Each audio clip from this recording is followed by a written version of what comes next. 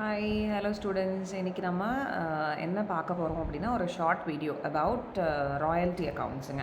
So royalty அப்படின்னா என்னென்னா it is a form of rent. நம்ம ஏதாவது ஒரு மற்றவங்களோட ஒரு பொருளை யூஸ் பண்ணால் நம்ம ரெண்ட் பே பண்ணுவோம் இல்லைங்களா?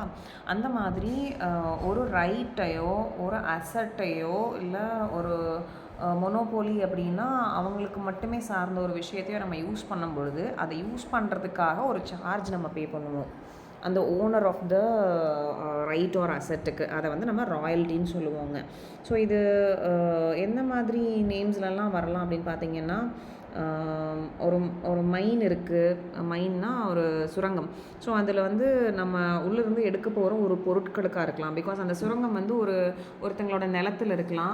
அந்த சுரங்கத்தோட ரைட் வந்து அந்த லேண்டோட ஓனர்கிட்ட இருக்கலாம். ஸோ அப்போ அந்த சுரங்கத்தை நம்ம யூஸ் பண்ணி நம்ம ஏதாவது எக்ஸ்ட்ராக்ட் பண்ண போகிறோமா அப்படின்னா அதுக்கு நம்ம பே பண்ணுறது ராயல்ட்டின்னு சொல்லுவோம். அப்படி இல்லை ஒரு பேட்டன்ட் இருக்குது, ஒரு காப்பி ரைட் இருக்குது. ஸோ அதை வந்து ஒருத்தங்க கண்டுபிடிச்ச விஷயம் அதை நம்ம வந்து யூஸ் பண்ண போகிறோம் அப்படின்னா அதுக்கும் ராயல்ட்டி வரும். ஒருத்தங்க ஒரு புக் எழுதியிருக்காங்க, அந்த புக்கில் வந்து நம்ம காப்பீஸ் போட போகிறோம், இல்லை அவங்க யூஸ் பண்ண ஏதாவது ஒரு டெக்னிக்கை நம்மளும் எடுத்து யூஸ் பண்ண போகிறோம். ஸோ இந்த மாதிரியான ஒரு அசட்டோ இல்லை ஒரு ஐடியாவையும் நம்ம வந்து யூஸ் பண்ணும்பொழுது அவங்களுக்கு பே பண்ணுற ஒரு ரெண்ட்டை வந்து நம்ம என்னென்னு சொல்லுவோம்னா ராயல்ட்டி அப்படின்னு சொல்லுவோம். ஸோ இங்கே வந்து 2 பார்ட்டிஸ் இருக்காங்க. ஸோ லெஸ்ஸார் அப்படின்னு ஒரு பார்ட்டி, லெஸ்ஸி அப்படின்னு ஒரு பார்ட்டி. லெஸ்ஸார் அப்படின்னா யாருன்னா owner of the asset or patent right is called as lessor. So lessee அப்படிங்கிறவங்க யாருன்னா யார் யூஸ் பண்ணுவாங்களோ அவங்க வந்து லெஸ்ஸி. ஸோ இவங்க தான் 2 பார்ட்டிஸ் ஃபார் ராயல்ட்டி அக்கௌண்ட்ஸுங்க. ஸோ இன்றைக்கி ராயல்ட்டி கூட அதில் யூஸ் பண்ணுற இம்பார்ட்டண்ட்டான ஒரு டேர்ம்ஸை மட்டும் நம்ம பார்க்க போகிறோம். ஸோ ராயல்ட்டி இதில் ஃபஸ்ட்டு டேர்ம் வந்து பார்த்திங்கன்னா minimum rent. So minimum rent அப்படின்னா ஒரு பேசிக்கான ஒரு ரெண்ட் ஃபிக்ஸ் பண்ணிப்பாங்க.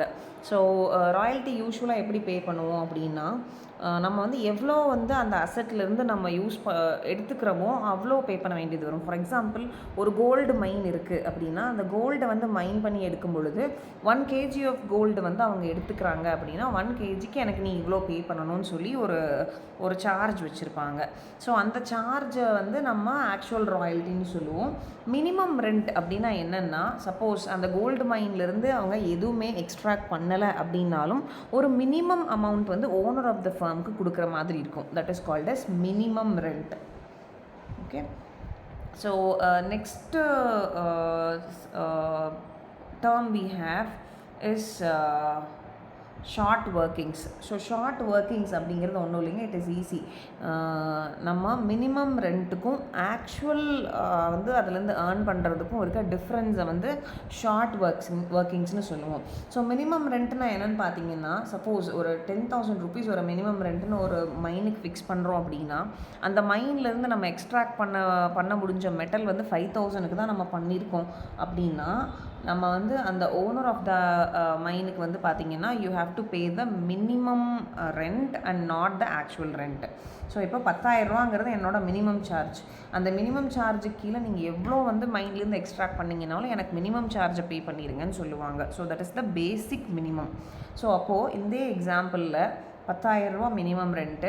ஆக்சுவலாக வந்து நம்ம எடுக்க முடிஞ்ச அளவு வந்து பார்த்திங்கன்னா 5,000 rupees பெருமானமுள்ள பொருள் தான் நம்ம வந்து எடுத்திருக்கோம் அப்படின்னா நம்ம எடுத்த பொருளை விட 5,000 அதிகமாக கட்ட வேண்டியது வரும். ஸோ அந்த டிஃப்ரென்ஸை நம்ம என்னென்னு சொல்லுவோம்னா ஷார்ட் கம்மிங்ஸ் அப்படின்னு சொல்லுவோம்.